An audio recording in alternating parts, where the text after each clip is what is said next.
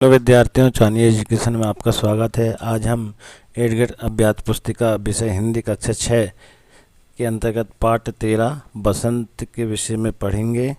इसके पहले अगर आप हमारे चैनल में नए हैं तो हमारे चैनल को सब्सक्राइब करें और बेल आइकन को प्रेस करें, जिससे कि हमारे वीडियो की नोटिफिकेशन आपको प्राप्त हो सकेगी। इसी क्रम में हम आगे देखते हैं तेलुगु उत्तरी प्रश्न क्रमांक 1, कहाँ ठहर जाऊँ मैं कविता में यह कथन कौन कह रहा है।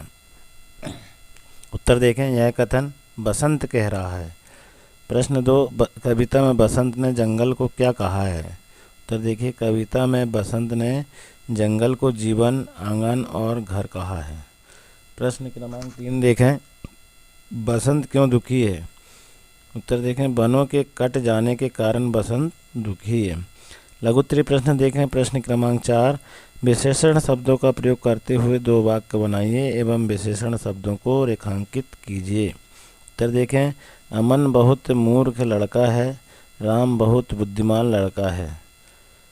अगले प्रश्न देखिए, बसंत ऋतु के आगमन पर प्रकृति में क्या होता है। उत्तर देखें, बसंत ऋतु के आने पर सर्दी कम हो जाती है, मौसम सुहावना हो जाता है, पेड़ों में नए नए पत्ते आने लगते हैं, आम के पेड़ों में यदि आ गई है हरियाली आ गई है और सरसों के फूलों से भरे पीले दिखाई देते हैं।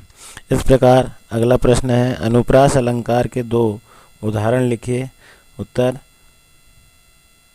कूक लगी कोयल वृंदावन पर बैठी करी।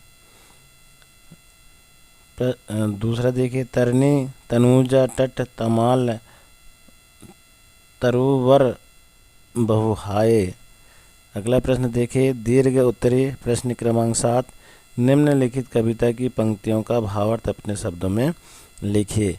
दुखी है मेरा मन, कुछ तो दुख बांटो, जंगल ही जीवन है, जंगल को मत काटो, मेरे घर गगन को फिर से बसाओगे, बंजर इस धरती पर हरियाली लाओगे। इसका भावार्थ देखें कि बसंत कहता है कि मेरे मन के अंदर व्याप्त दुख को ही मन दुखे अब सभी बांट लीजिए।